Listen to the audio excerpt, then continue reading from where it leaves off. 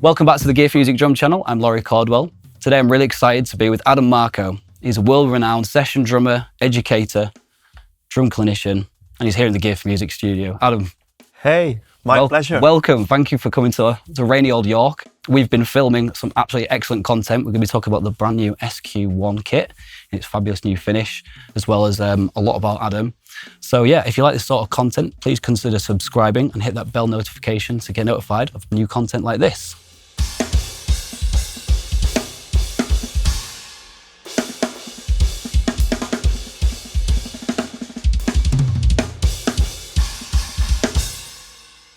So without further ado, Adam, let's talk about your drumming. You've probably been drumming for a long time, but when did you actually start? Well, I started when I was 3 years old. I actually grew up in a musician family. Both of my parents are classical musicians.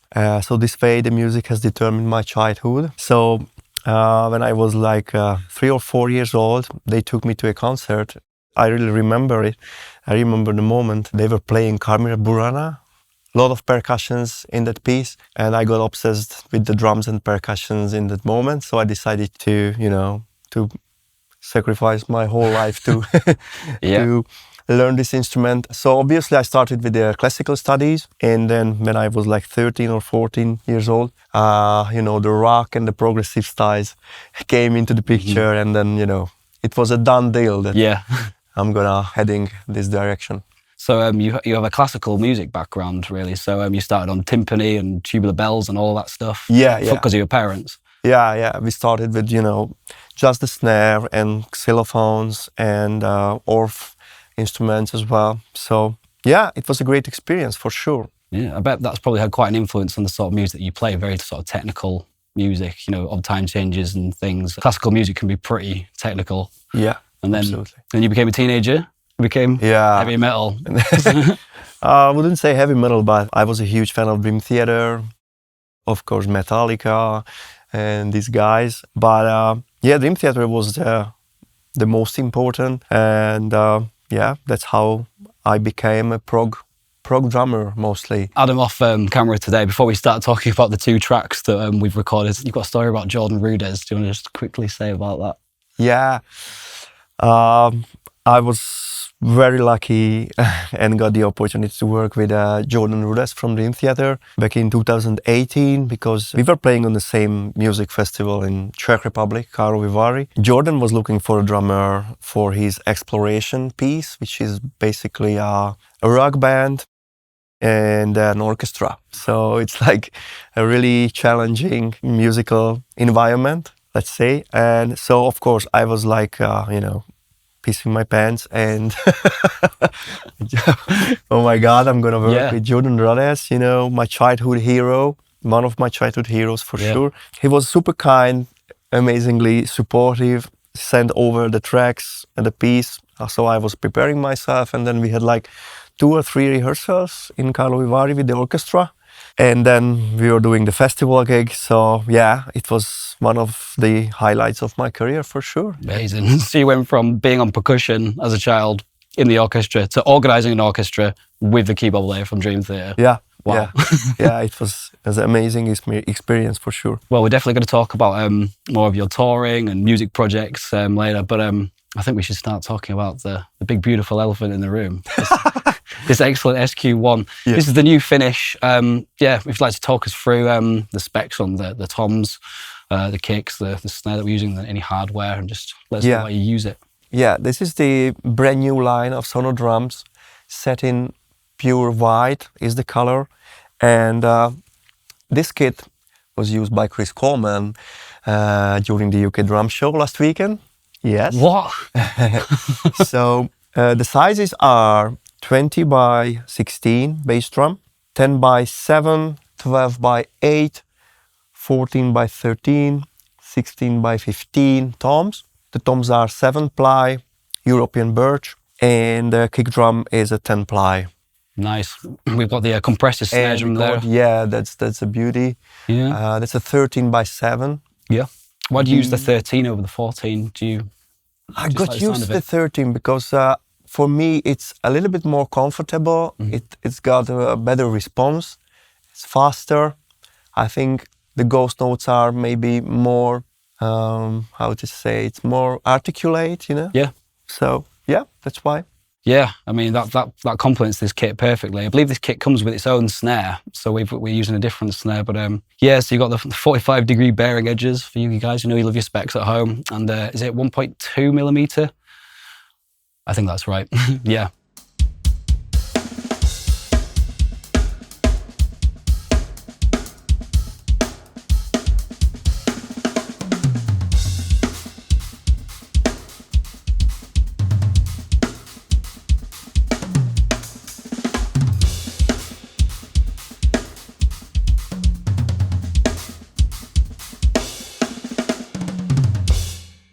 So you're fairly new to the Sonor family. What drew you to them in the first place? Yeah, Sonor is one of the most, one of the oldest drum companies in the world with huge experience, expertise, and heritage. What you can really feel when you play these instruments.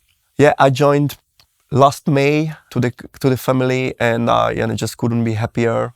Both the instruments and the people are amazing at the company. Yeah, definitely. I'm a big fan of the Sonor sounds. A lot of my favorite drummers have played them, so it's pretty awesome that you're taking over, particularly like heavy metal styles. And clinicians use Sonor a lot. Not to name drop anybody, but if you're at the UK Drum Show, you'll know.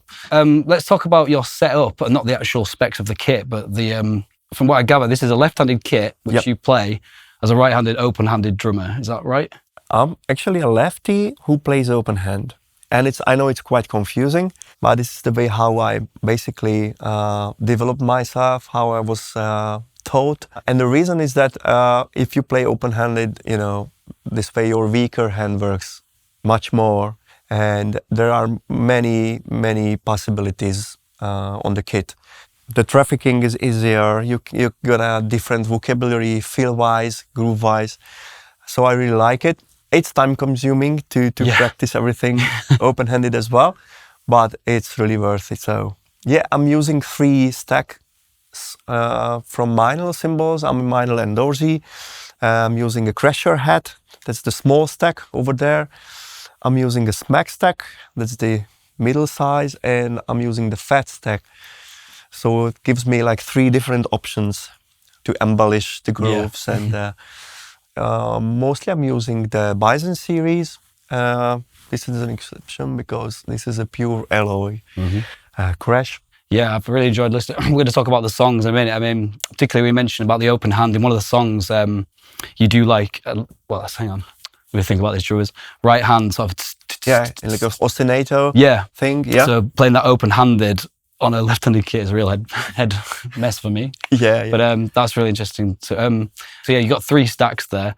This one you use sort of, I've noticed, for sort of accents rather than like a groove sort of device. This is literally sounds like a clap, doesn't it? Exactly. Then you've got this for your big, genty smashing and stuff.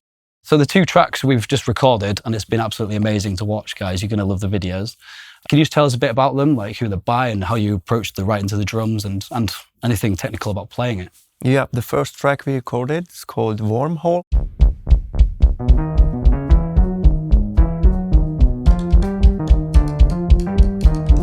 Basically, it's my band. It's a duo thing with one of the best keyboardists in Hungary. His name is Zsolt Katnecker. He's a crazy composer, a mind-blowing pianist.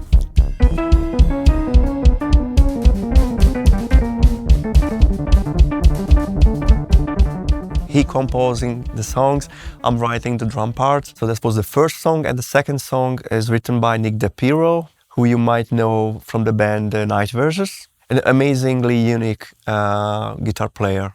I really like him, and he got some tunes, like drumless tunes, so I chosen one for today's session. I really love it, so hopefully you guys gonna like it.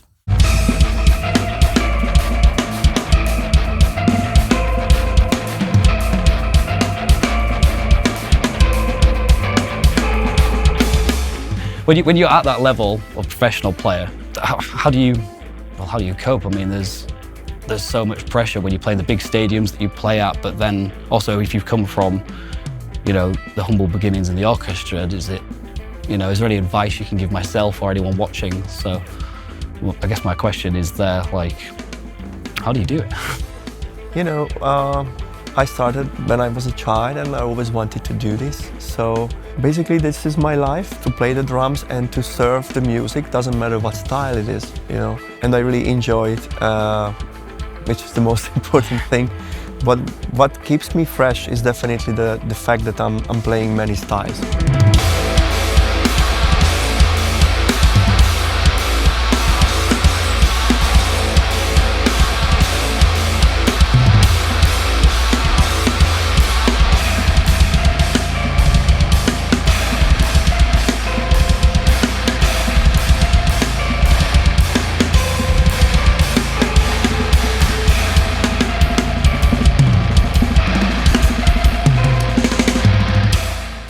So I started as a prog drummer, and I'm mostly known from my band Special Providence, which was a prog metal instrumental band. But nowadays, mostly I'm a session drummer who plays in hip hop, trap, or pop bands, and I pretty much, you know, I'm really enjoying it because it gives you a much more space and much more creativity to serve that kind of style that you play. Also keeps you fresh because you know, you always have to switch something into your brain and switch from pop mode to hip hop mode, and then then prog mode. You know, it depends on the style you have to play. I guess with progressive music in general, it is kind of like a blend of all styles together. I mean, I'm a massive Dream Theater nerd, and I was always impressed by, like, they use, you know, they can do pop, they can do reggae, they can do funk, but obviously it's in metal. I mean, to me, metal is the most versatile genre of music, maybe film music. So Adam, to you, what sets Sonor apart from other drum companies? I think Sonor has a very unique and distinctive voice, a super organic musical sound, which speaks for itself. So this is the brand new SQ1 and a fantastic white finish. What do you think about it? How important is the look and the sound? And Well, I think this is one of the most beautiful drum kit I ever seen. Seriously, this white is so noble for this kit. And the sound, I mean, this is definitely the premium league, the SQ1. Amazingly rounded, musical, organic sound. And it's just one of the flagships of Sonor drums.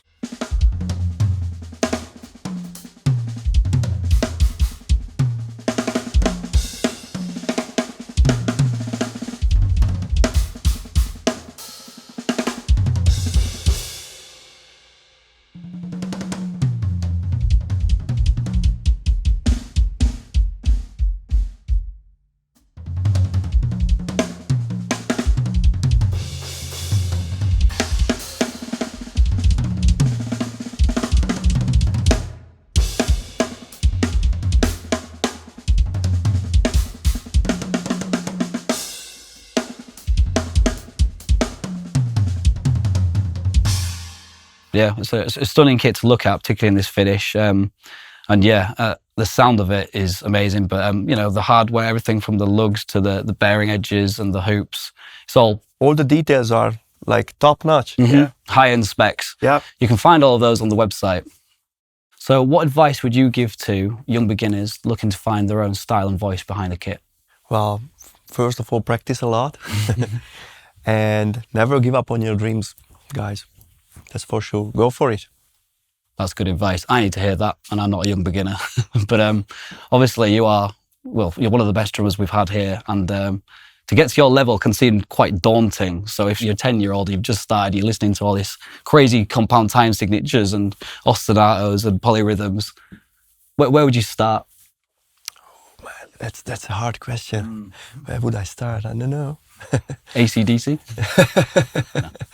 No, I mean, it's hard to answer that question. I mean, it should come like automatically. I mean, you know, if you're interested in difficult time signatures and difficult music, then you should listen this kind of music a lot, and you know, dig a little bit deeper, you know, and then it's definitely one way to find your own voice as well. So really, you want to be into it, and you want to you want to research the styles of music, do it a lot, and then you will find your own voice naturally, like you have. Hypothetically, you could play with any musician or any band or musicians from throughout time. Who would you play with? Oh, mama.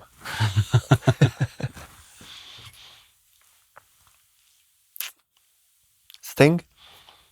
Yeah. Good call. Didn't see that one coming. Yeah, why Sting? Stuart Copeland?